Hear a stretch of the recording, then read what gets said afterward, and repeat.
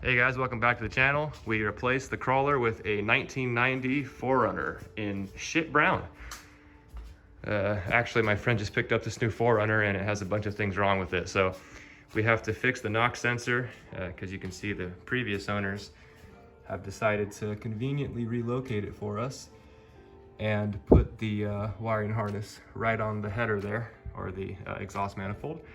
Also, we need to adjust the TPS, and it's just much easier to do it off of the vehicle, and a bunch of other little odds and ends. So this video will be going over replacing the knock sensor on a 1989 to 1995 Toyota V6. We're gonna start off by removing the battery and the intake here and getting all of this stuff out of the way just to make the job easier. All right, so we're taking it off from the throttle body and then at the actual air filter itself. And there's a little resonator slash silencer tube down here that has to come off as well. And that'll free up all the area around the intake manifold. We're gonna have to wrap this harness as well. The previous owners cut the TPS wires and extended them, and then they didn't rewrap the harness. So that'll has to be fixed too. You don't have to do this, but we're removing the throttle body because we have to adjust the TPS, and the job will just be easier with the throttle body off. One of the things that you can do is make a video of how all of these vacuum lines go before you take them off so that you know how they go back on. And do that with all the vacuum lines on the engine, especially these ones over here. So at this point we have the throttle body cables, including the cruise control cables, off of the throttle body. And there's a coolant line attached to it right there. But we're gonna go ahead and drain the coolant at this point and then start taking off all of the various hoses and vacuum hoses that go to this upper intake manifold. And then we're gonna pop this thing off. All right, so we have all of the vacuum lines taken off, all of the coolant lines, the fuel line that goes to the cold start injector, the fuel line that's down here, and the fuel line that goes to what looks to be a fuel pressure regulator. Took a lot of videos of where all of these go. There are a lot of vacuum lines, and tracing them after the fact would be a massive pain. So once you get all of those taken off, you can go ahead and take off the intake manifold bolts. There are several of them, and there's a nut there, and then there's bolts all along the intake, and then a nut on the back. And a good way to organize those is like this. So I have kind of mapped out the intake here. We have the little Toyota logo and the V6 logo, just like you'd see there, and have the nut and how all of the bolts are oriented on the intake manifold so we don't forget where they go. And when you start lifting this thing up, you'll probably find a few lines still attached to it.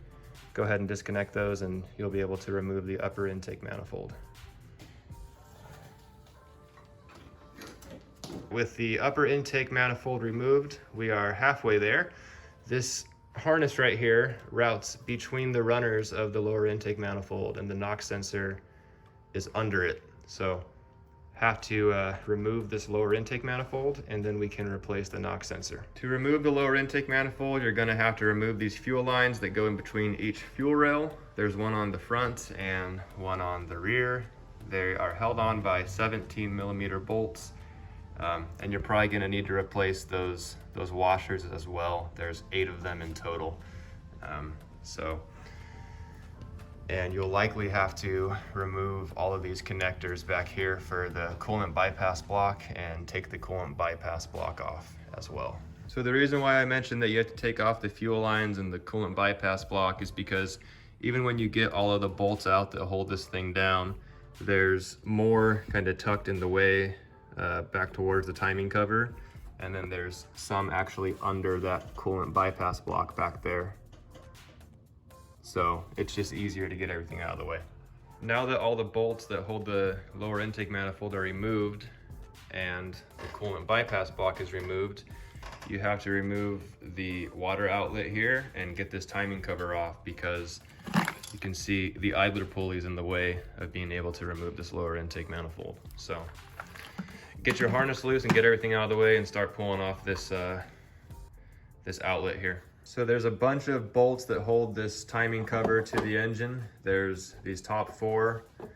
There's like one on the side over there somewhere. There's 3 in these little recessed holes down here.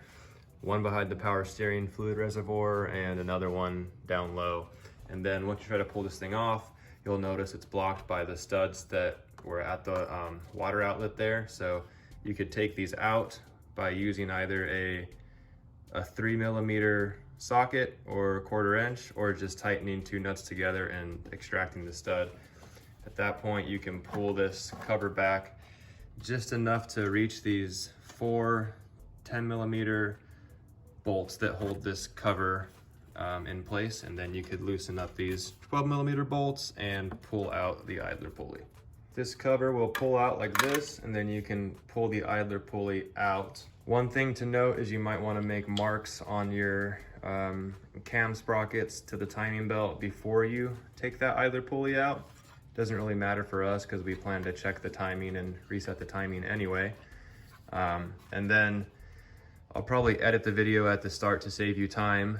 You don't have to take off the fuel rails or the unions that go between them if you are just removing this rear fuel line back here and your cold start line, then you can just pull the whole thing off as one. We're probably gonna service the injectors, so we're taking it off anyway, but at this point, just clean up all the debris that's next to the intake manifold, and then this thing will come right off. I tightened this bolt down so that we could clean this and not risk stuff falling underneath it.